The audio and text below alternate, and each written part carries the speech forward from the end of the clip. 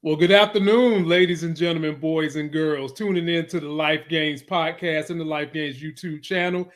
I bet you guys ain't seen a sexy as hell chocolate drop group of men in at least 50 years. We're here tonight, ladies and gentlemen, to entertain you, to give you some information. Sitting beside me, ladies and gentlemen, it is the big homie, the host of the Movie Files YouTube channel is Elliot. Let's give this man a round of applause. Thank you, man. What's going on, Elliot? How you doing tonight? Hey, I'm doing good, Lamont. It's I'm out in the Midwest, so it's cold, freezing, raining. You know how we do in the Midwest. We have very bipolar weather sometimes, but there's more than rain than it used to it. But doing all right, man. Just keeping up with all the good stuff, entertainment, movies and shows, and trying to talk about it with all the fine folks out there.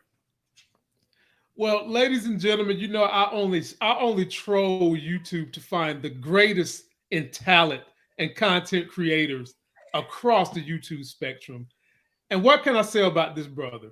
No one is on a faster growth trajectory than Mr. Elliot of Movie Files right here. His link is in the video description. All you got to do is subscribe and you'll see what all the hype is about. But before I interview this man, let me show you the sizzle reel that got me into his channel. Yeah, buddy. Sizzle reel for Movie Files, Mr. Elliot. Here we go. Got homeboy telling our character here about some tragedies that went down in this particular place of town in the water here, and some terrible, horrific things have went down. And again, based on history, based on this show tackling real life circumstances, I looked up some things, and this ain't just made up. This ain't just made up here. This is apparently a true story called Lake Lanier. And apparently in Lake Lanier, as we kind of alluded to in this episode, people come up missing, like drownings, boat incidences. People have died on this under the water, and as they say, they feel like someone was pulling them underwater. Just getting into my thoughts before we get into the breakdown as far as expectations. So I fully support the recast T'Challa movement, and I don't want to get into all the details here. I have a 30-minute plus long video on my read. I'm telling y'all, I completely understand why Namor was taking the position he did, and you felt his anger and you felt his rage where it came from in regards to his to take on the surface land. And let me say this right now, when it comes to when we're introduced to Namor in this film, arguably the best introduction to any Marvel character. I'm talking villains, Thanos whooping the Hulk's ass, Captain America for the first time, Black Panther for the first time. The intro, that scene, some of the best I've ever seen in the MCU. It was haunting. Wow, ladies and gentlemen. Any man that's going to stand on his laurels and say that was the best intro in Marvel, considering all the movies. Fire. You got to rock with that, brother. So, Elliot, talk to us, man. Tell the people a little bit about you before you got into YouTube. What was it that you was doing before we have been able to be graced with your presence and hear your voice and get your great analysis? For sure, man. Well, born and raised in Chicago, Chicagoan here. Lived in Chicago for about, so I was like 18, 19. And even prior to that, only child, very small family, but, things that kept me busy was my Power Rangers, my movies, my shows that kept me entertained as the only child. Right. Growing up in a house with my mom and my grandmother who raised me.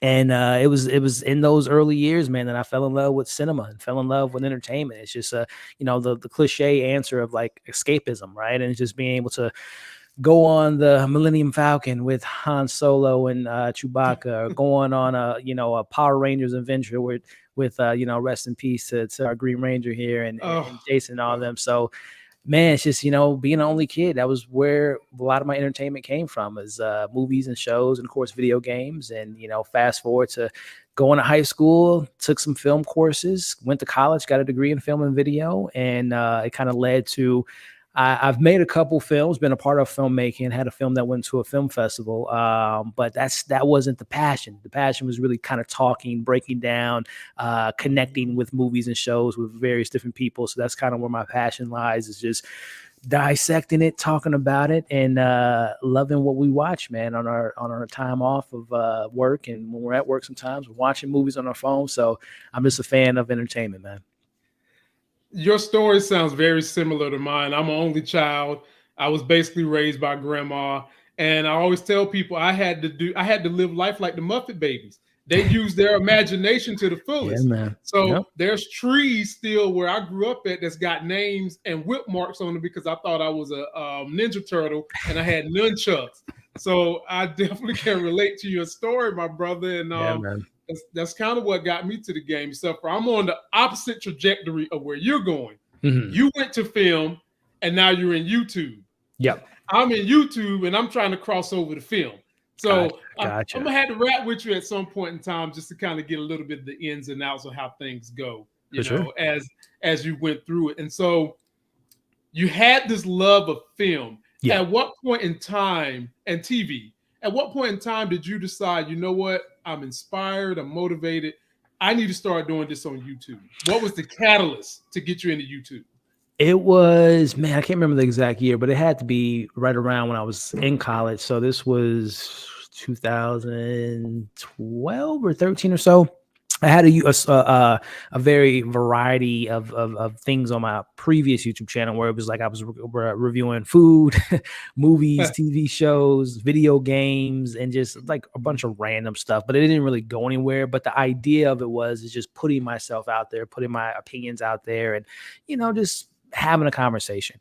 But then it wasn't until 2017, which at that time when I was dating my girlfriend, she got tired of me just talking about movies and shows all the time with her. So she said, why don't you go ahead and get that channel up and running again? And that's where it kind of all stemmed from. It was just like, you know what, I did it before, didn't take it too seriously. But now let me actually put the pedal to the metal and really find my voice and find my niche into this YouTube space. And here we are, 2022, 5 years later, continuing to grow the channel and expanding the brand of a sense and finding myself with different opportunities with this growing brand and being interviewed by one of the best in the business with Lamont. So yeah, man. Oh, ladies and gentlemen, pop my collar on that one down right. That brother said he talking that good talking, that Shawn Michaels tonight. So what, I mean, brother, your channel has went, it's going further than those rockets Elon sent to Mars, literally within a short window. So what do you feel like has been the secret to your success of growing? Now, I will put this caveat out there.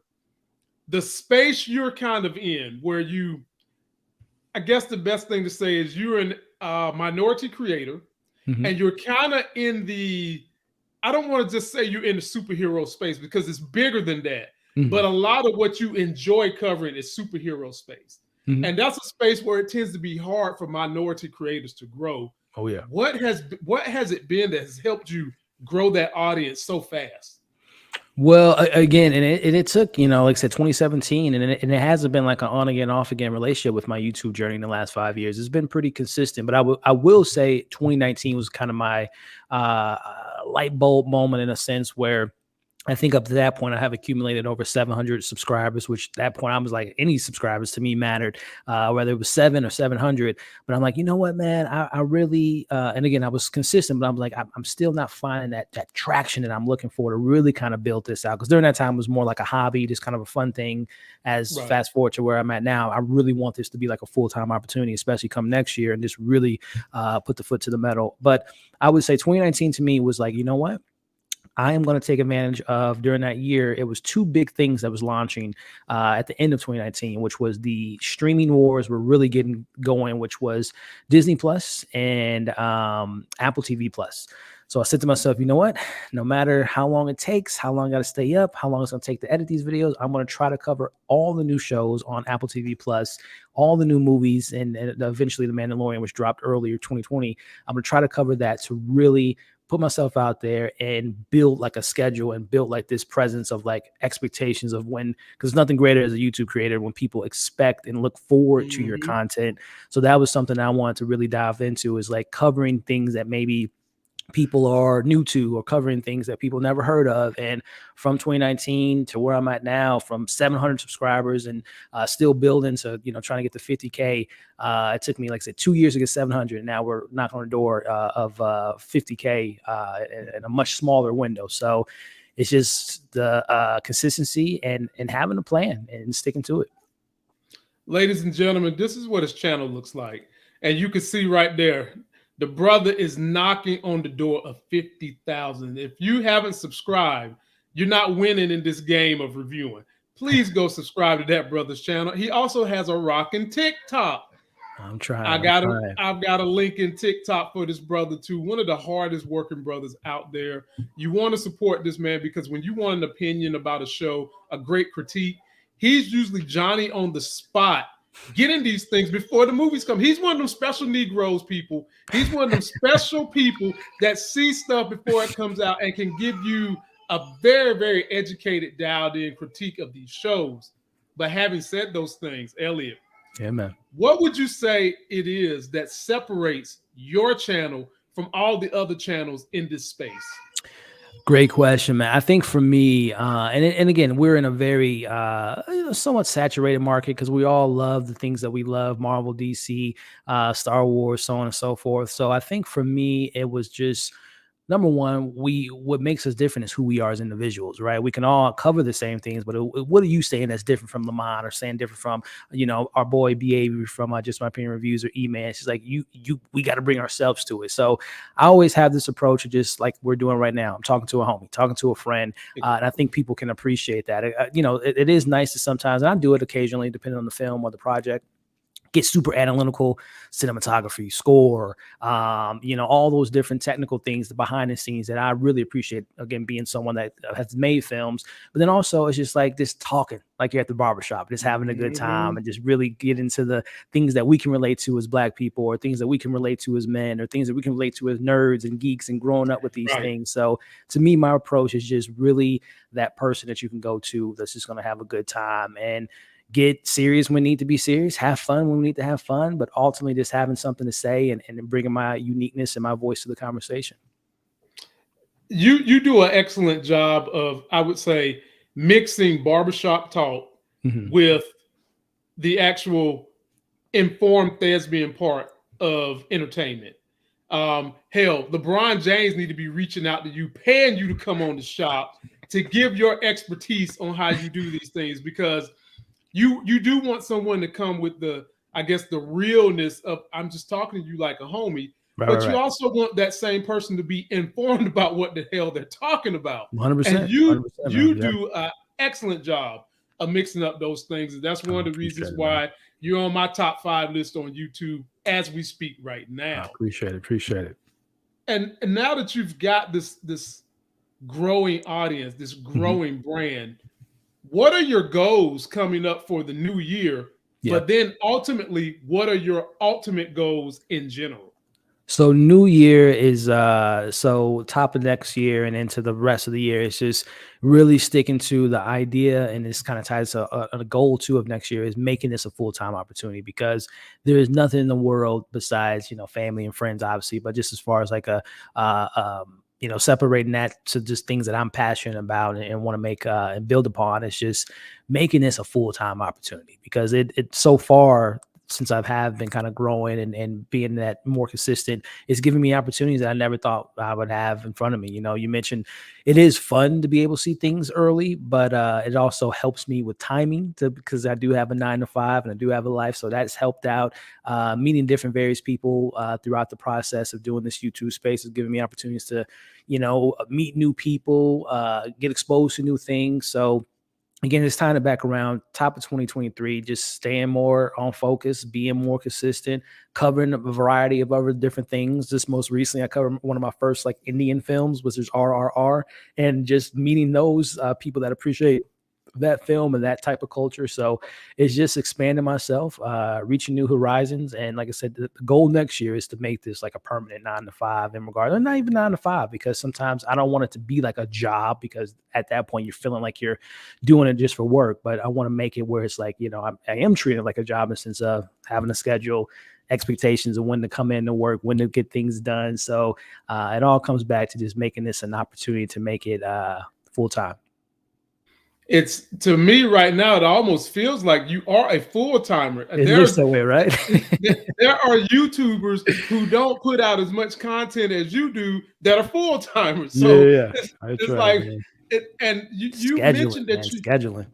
I was gonna say, for people that are inspired by your story, how are you able to manage your day-to-day job and YouTube? How do you go about setting up your schedule so that you can make sure because what you do takes a lot of time. You're reviewing movies. Sometimes you've got to look at it more than once to really understand the meat and potatoes of it. Then you got to do the review. Then you got to edit. Then you got to sit there and let YouTube upload. Then you're on TikTok. Then you're doing shorts. I mean, how do you advise people on this tic-tac-toe schedule you got? Well, my full-time job, and it's I'm a real estate agent, so I do have a lot of time to kind of squeeze things in between different showings or different appointments or via different contracts. I do have a little bit more time than someone that might have to clock in from a 9 to 5. So that does allow me to have those opportunities. But even then, with real estate, even though I don't have like a set schedule per se, someone can call me right now and say, hey, I want to see this house tomorrow. So that I got to drop everything. I got to, miss out on the screen or whatever the case may be. So for me, it is, again, going back to the opportunities I've been given, being able to see a film 3-4 days in advance, or in some cases a week or two in advance, or seeing a TV show before, get the whole season before it even premieres, and breaking it down weekly. That has been tremendously helpful to scheduling things out. Because I do what I tend to do, and I might not necessarily advise it, but if you're able to, I shoot in bulk, meaning that if I have a Tuesday and I have 4 hours before I have to go to a showing, or 4 hours before I have to go to whatever, I'm probably shooting 2 or 3 reviews in that 4 hours. I'm probably shooting a couple shorts that I'm going to schedule throughout the week. So I do, that helps a lot to be able to shoot in bulk. Because again, it's not easy, because sometimes you got to compartmentalize the difference between you watch this film, you just talked about this film, you pour all your opinions in it, then you got to bounce back over and talk about this other super intellectual, deep conversation about whatever movie or film I'm talking about. So scheduling ahead and shooting in bulk has definitely helped me be able to maintain the very stressful schedule sometimes, but keep me in order when it comes to putting out my content. Well, I mean, this interview is all about you, and we might as well promote your real estate business as well. I mean, everybody that knows me know I still hold a bunch of real estate and properties and all that. And what area of the United States are you in, for those that might be watching that might need an agent? Yeah. So I'm a licensed real estate agent in the state of Missouri. So if you're looking to move into Missouri or out, or or whatever the case may be, you can hit me up. This Elliot Collins is my full name, and you'll be able to find me. You see this face, you'll see it online. And I've been doing real estate since 2016. So this will be my year 6, and trust me, it's very fun job, but there's no two deals that are the same. And it can be very stressful. That's why, again, going back to when I was a kid, escapism, being able to watch movies and shows takes a lot of that stress off of my mind when I'm visiting worlds like Pandora or fighting next to the Avengers or whatnot. So, but yeah, if you guys ever need help in the state of Missouri with real estate, hit me up. Now, are you able to, in Missouri, are you doing residential and commercial, or are you just strictly one or the other one? Strictly residential. I've dabbled in commercial. It is very, very long process. A lot of leg work for things that takes months to sometimes close. So I've found my niches in residential. Gotcha. Ladies and gentlemen, if you need a roof to put over your head so that you can watch on Netflix and then watch his review, you can get all that from this brother right here. And his link is right here in the video description. That's his channel. That's his IG. And we're going to give you guys a taste of how his review goes, because he's seeing Avatar a little early. We're going to get a little smidgen of what he's got to say when we're done with this interview. I've got you on the home stretch, my man. A lot of people are inspired by your videos. I've talked to several people. I've talked to a lot of ladies that have been inspired by you and B. Avery and the whole crew. for up and coming YouTubers that are trying to get into any space, forget it's just movies, TV, just any space on YouTube. What advice would you give them to have a successful transition into getting into YouTube? Well, first off, do it. Don't talk yourself out of it. Don't wait till you get this new lighting kit, till you get this camera, till you get this microphone. Just do it. And once you've kind of get into the habit of doing that, such as recording, putting your opinions out there, and finding a schedule, you'll be able to slowly but surely and get the camera you wanted eventually, get the lighting system you wanted eventually. And I'm listen, by no means, y'all saw my clip. I don't have the most elegant setup like Lamont has, all his great stuff there. My stuff is very simple when it comes to my approach. And what I like about that is just like, that means to me that the people are coming to watch, me, and nothing against people that have like their Funko Pops and Blu-rays and all that stuff. But like I said, to me, it's just like putting myself out there, putting my opinion out there. And when you're first starting, it's just, again, finding your voice, finding your niche, finding your rhythm, and just being consistent. Consistency is the name of the game. And like I said, there's nothing, and Lamont can attest to this, there's nothing more satisfying than when you have people that are looking forward to your content and knowing that whether it's once a week or it's 5 times a week, just the fact that people can know that I can go to this content creator who I, whether I disagree with their opinion or agree with it, I know they're going to have their content out there and they're coming to watch you. So staying consistent is a very important thing in this space. Absolutely, ladies and gentlemen. He couldn't have said it better if he put a handle on it. You have to be consistent, and that's what he's done. You see, he's winning. He's got all these subscribers. He's on a wave right now, and he's doing great. I'll get you out of here on this. With you knowing everything you know now about YouTube, we're almost in 2023. What would you tell young Elliot back in 2015, just getting into YouTube, now that you've got hindsight? Sorry, my dog's having a little bit of some people outside having a conversation. The question was, what would I tell my older self that I know now that I would just keep forward, keep pushing forward, and sorry about that, and just finding things that you enjoy covering, because there's nothing worse than covering things that you're not entertained by or invested in. So it's finding things that you enjoy talking about and staying consistent with that.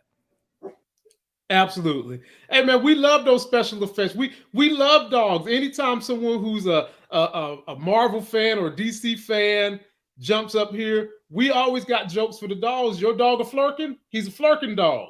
He's a little Pomeranian his name's Thor, by the way. He thinks he is, the god of thunder. So you can hear his thunder now. So, but yeah. So I always ask my interviewees this question: how do you handle trolls? And I always play the role of 3 different reviews that are put on your comment section, because anyone getting into YouTube, you're going to have to deal with comment section. You're going to have to deal with people. Some people are just trolling, don't know you, didn't look at your video, just up there doing the most. Then you have some people that are really your fans, but they do take some opposition to what you do.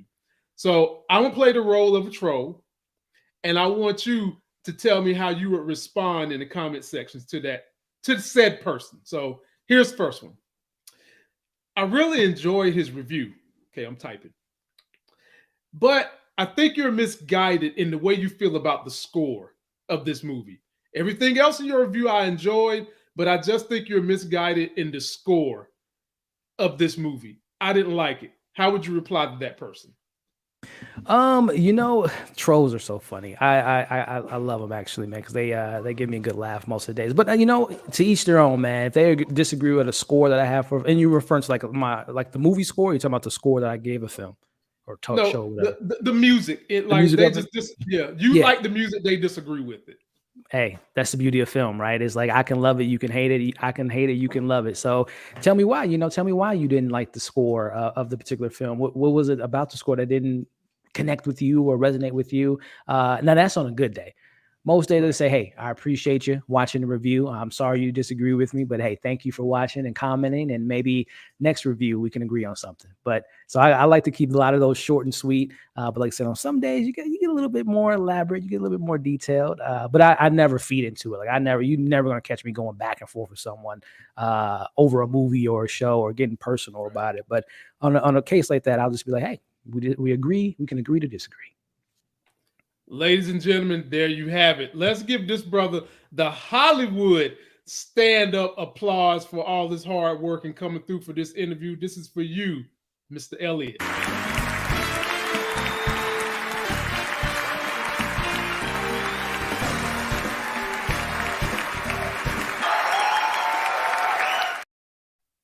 Ladies and gentlemen, that's going to conclude the interview portion of our video. Be sure to subscribe to his channel. He's got a YouTube. That's what it looks like. Link is in description. He also has a rockin' TicToc. Link is in description. And he's got a bunch of great reviews up right now as we speak. One of them being Avatar, The Way of the Water. He's one of them folks to get them special privileges. Now, before we let him do his thing, let me show you guys what it's all about, because he's going to mention a couple of things that you're going to be like, Take a look at it. Here's a breakdown of the trailer.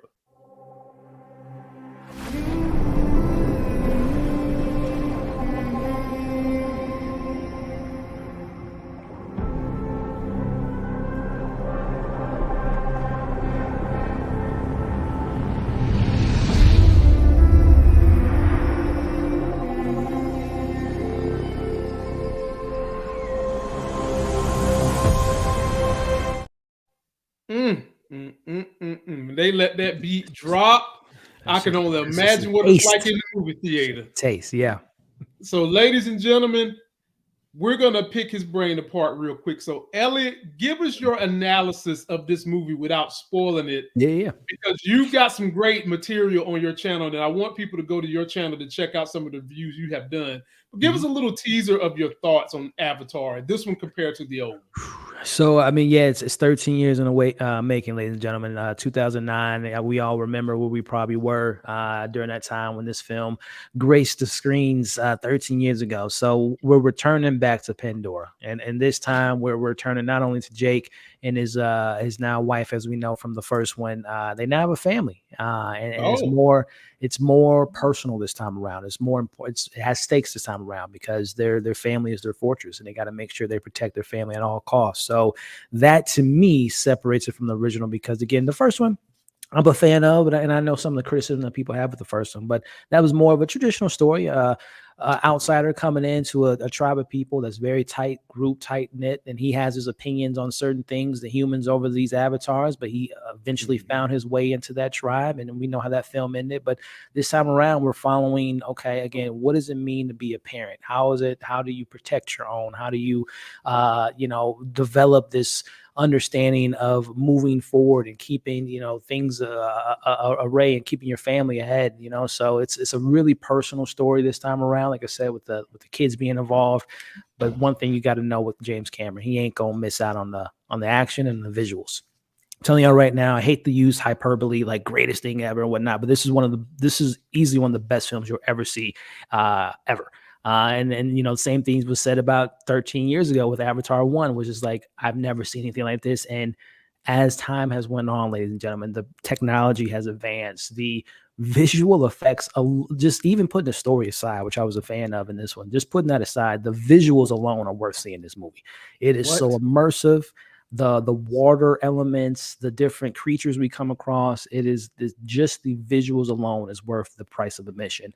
But then when you add in a good story, characters you care for, interesting plots, and we know James Cameron has mentioned several times that he wants to build this world out to maybe 6, 7 of these things, you get to see that in this film too, kind of get an understanding, I can see where he's going with this character, going with this plot. So again, it's not the most complex story. It's not the most integral story. It's not all that, but it does have something we all can relate to, which again, the importance of family and what you would be willing to do to protect your family on top of just visual effects like you've never seen before. So I'm assuming you must have saw you saw the 3D in real D or whatever. You saw that the Yeah, full yeah. The experience. full immersive experience, and I've been lucky enough to see it twice too. So, and Oh, once I saw it on Thursday in a IMAX 3D screen. I think it was 24 frames per second, and then last night I saw it in an Adobe IMAX 3D screen with 48 frames per second. So, yeah, I was able to see it in the most, the way James Cameron wants it to be seen.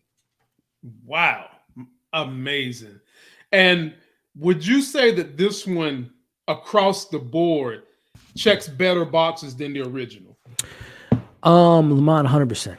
100%, man. And again, ladies and gentlemen, this comes from someone that I am a fan of the first one. Well, But again, this one to me just beats the first one in every way possible. Again, narratively, character wise, action wise, visual wise. So I definitely think, as we know, as Mara says, let's go, James Cameron. He don't miss. He is the king of sequels. Need I mind you, Aliens, Avatar 2. yeah.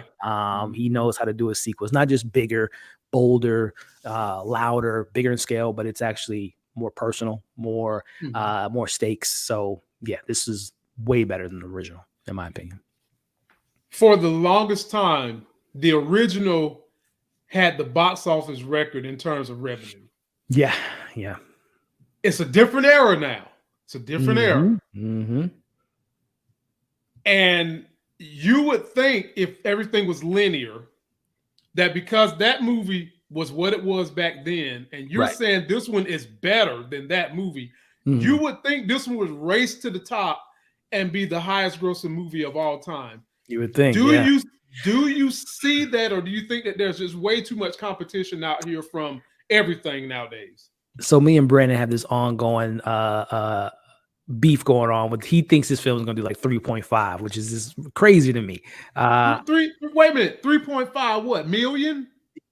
That's where Brandon's at right now. He's saying 3.5 billion with a capital B. And to your point, Lamont, so listen, the film's great. We know the price of, and we're in inflation, so the tickets are not going to be cheap, right? So we know there's going to have that to an advantage. It doesn't have competition, all that stuff. But I just think that we're in a much different landscape in the film industry, not only from the world still hasn't fully recovered and people aren't going to the theater quite yet. But I don't see, and again, to Avatar 1's defense, it took 13 years to accumulate all the money that it's accumulated over that time. They didn't just do 3 billion overnight. So it just crossed the 2.9 when they re-released it, when the theaters were opening. So I don't see it beating the first Avatar box office wise. I mean, who knows? In 13 years it might, when they re-release it 19 times. But as of right now, I find it very hard to believe that it will be able to cross that threshold that the first one did, just because, again, it's a much different landscape in the film industry. And as you mentioned, streaming wasn't even a big thing when the first one came out. So yeah, I'm had to dissent from BA. I think this one is gonna easily pass 500 million, but I think it's gonna struggle to cross 1 billion, just because of there's so much competition. Cross a billion. I think it'll get to 1 billion. Okay, gotcha. But crossing 1 billion, I don't think it's going to do much more in crossing 1 billion. I don't think it's going to do that. And then again, I don't know what the James Cameron Disney theater thing is. I think he's going to do very much like what Tom Cruise did, where Top Gun Maverick was in theaters way longer than the 45-day traditional window that we're in now. So I definitely can see it having strong legs through, because there's literally no competition to Ant-Man Quantumania, which is in February. February, yeah. And there's really no big shows besides like The Last of Us at the beginning of the year. So I can see it, and then just keep it like within a 3-month window from now to March. I can see it accumulating at least 1.7. 1.7. I'm saying, because I saw the 1.7 within a 3-month window. Yeah, I saw the numbers today. They got it at 500 million. Just this coming weekend is going over 500 million. At least the numbers are saying. So factor in the holiday weekend or holiday time and no competition, and at least 2 months without anything coming this way. I can see in March it'll probably at least accumulate at least 1.8. I'm gonna go one. I'm gonna say 1 billion to 1.3. That's what I'm gonna give it. Because a lot of stuff comes out in January. Like you're absolutely right. They've got the next 3 weeks to do whatever the hell damage they can do. Yep. I mean, raise, because I remember when the first one came out, it was around a holiday, Christmas holiday, and I went to see it on Christmas Day. I remember like it was yesterday, and had to stand up because there was no seating room left. They let us in there standing, and they charged me too, but they gave us free popcorn. But I mean, it is what it is.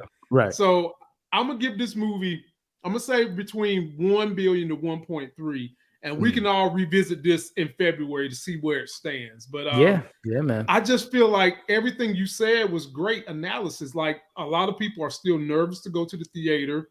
Yeah, there's a lot of competition from streaming. Especially when January hits, because a lot of new shows are going to be dropping in January. And I think that if they're going to get to the number you want them to get to at 1.7, they have to be at 1 billion by January. January. Which I think they will be. Have. Okay. Yeah. All right, ladies and gentlemen, if you want the full analysis and all its glory from one of these two men on this channel, who's one of the two most sexy as hell YouTubers in all of YouTube, his link is in the description. Go check his channel out.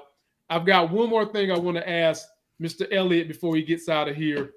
Mr. Elliot he's a big fan of James Gunn. He's a big fan of DC. Oh boy. And you know I wasn't going to let you out of here without discussing what's going on with. Are you happy with him saying we're going to do a soft reboot? I know you are one of the very few Man of Steel fans that I know. And they chopped Wonder Woman. But he didn't exactly chop Superman. He actually came out the other day and said Superman is exactly. So what do you think? How are you feeling about where he's going? It's been a week, Lamont. It has been a week because as you got your DC posted back there. And I know we've talked DC on various other Brandon's channel and whatnot. I'm a diehard fan, man. I bleed those DC colors, man. So it has been a bit of a rough week, considering that I am a Gal Gadot fan. I think some people might disagree, but I think the same way I think of like a Ryan Reynolds to a Deadpool, or a Hugh Jackman to a Logan Wolverine. I think she just fits that mold perfectly as Diana, man. I think that her two film, even though I know 84 has its criticisms, but I just think she embodies just the not only the gentle kindness of Diana, but also the warrior nature of her. She's a badass all day. And I'm a fan of Patty Jenkins too, man. I'm a really big fan of her. So that really hurt. Me too. And as you had mentioned, I'm a Henry Cavill fan, and just the idea that he might not come back after us celebrating that he was back, and all that stuff. It's been tough in that way, but I 100% understand where James Gunn is coming from. He bought a lemon, or not bought a lemon, but he's walking into a very hostile, crazy situation in DC, where it's like there's been no consistency over the past almost 10 years. We've had 3 or 4 CEOs. We've had a different company, AT&T. It was the owners at one point. It has been a mess.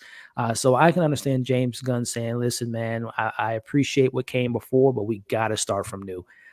So I can understand that, man. Again, it sucks because I'm such a big fan of these actors, whether it's Ben Affleck, which I was okay with him leaving to the role, because I thought it was just I understand what Zach was going for, but the fact that you're bringing in an older Batman sets you back already. So I understand them. And we got Robert Pattinson doing this thing with Batman. But if there's a way to get Henry back, man, I would love it. But I would understand if there's some other actor that they have in mind to build their world that they're trying to do. Same with Gal. And I know the rumors about Jason Momoa with Lobo makes sense. So at this point, man, my heart's already been broken 1,000 times, so why not again? So I'm hopeful that James Gunn could do his thing, because one thing I do know about James, he's a nerd, he's a sweaty. He is a reason why Suicide Squad had Starro as its villain, and we got Polka Dot Man and all those crazy obscure characters. So if he's able to give us those characters and give them justice, I can only imagine what him and Peter Safran have in mind for a Superman, for a new Wonder Woman, for a Green Lantern. Give me Jon Stewart, please. So I can only imagine if he's able to do justice to those DC list characters, he's going to make the Trinity look like who they should be. And I'm a Marvel fan, Lamont, but I'm telling y'all right now, if and when DC gets their shit together, it's a problem. It's a problem. It's a whole ass problem, ladies and gentlemen. You seen it. You've seen it. You seen it.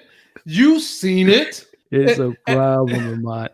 Now, I was gonna. You made a good reference point to why I'm supporting Gunn and what he's doing. Now, I do believe in my heart he's going to keep Gal Gadot. I do think Henry Cavill's on the chopping block, but I wholeheartedly believe they're going to keep Gal Gadot. I mean, you could make a strong argument that right now she is the face of DC. A little more than Henry Cavill, I think. You know, I agree. You can make that argument. But he done something with an obscure character that I totally trash. I trash you. I trash B. Avery. I trash One Take Big Dog. And then y'all forced me into it. And I'm still to this day saying this is one of the best things I've seen all year. He done this. Peacemaker, baby. Peacemaker. He done that. Yep. And that show was banana. Do you hear me? Yep. I'm so happy you guys hog-tied me and greased me up and put me on that grill and got me in there. Considering that James Gunn was able to do what he did with that, I believe in his vision. Yep. I believe in his vision. I believe in his vision. And other than the casualty of Henry Cavill, I think we're going to be good. And he's not afraid to go dark and quirky. Yeah. And violent and mature. And that's the thing. DC characters, man, they're again, I love Marvel, Lamont, but they're just so more complex and layered. And I just love what DC has to say with these God figures, man, and just how they're trying to implement themselves in the day-to-day lives of humans. And I just think that if we get it, again, not if, but when we get it together, it's just going to be a trouble. It's going to be a lot of trouble when DC finally gets a cohesive story that leads to something. I've always told people, for the best in animation, all you have to do is compare DC's animation versus Marvel. Both are good, but DC's story, they invoke more emotion out of you because they can go dark, they can get gritty. And these, like you said, these characters supplant themselves amongst people of lesser power than them and want to be God figures. Even Superman at some point in time, when you trigger him the right way, he can go God level on you amongst all these people that he walks on eggshells not to hurt. And Marvel don't got a lot of stories that can go that depth in that much detail of depth. So I'm with you. If James Gunn can be the man to get this thing done, watch out. Watch out.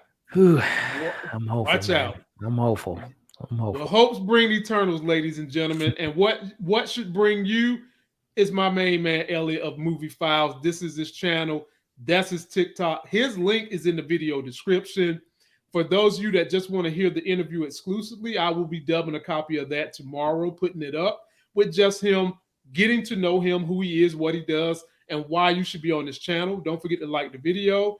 Before we get out of here, Elliot, what would you like to say to the fans to let them know what it is about you that keeps you doing what you do?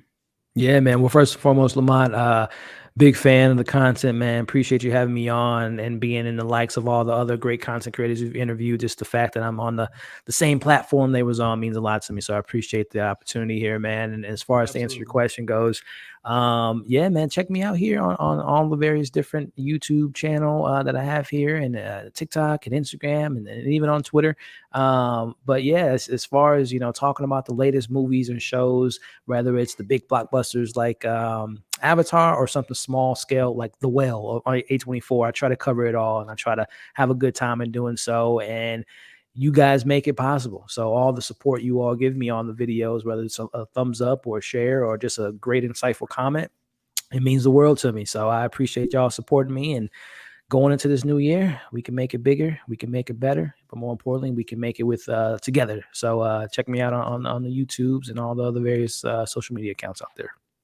That's right, ladies and gentlemen. You don't have to wait to New Year's to make him your New Year's resolution. Damn it, you can hit the button now and subscribe today. Don't forget to like the video, comment, subscribe. Till that next Sex is Hell video, go check out my man Elliot, Movie Files. I'm Lamont Tyson. Download the podcast. Follow me on Instagram, Twitter. Follow him, and we'll see you.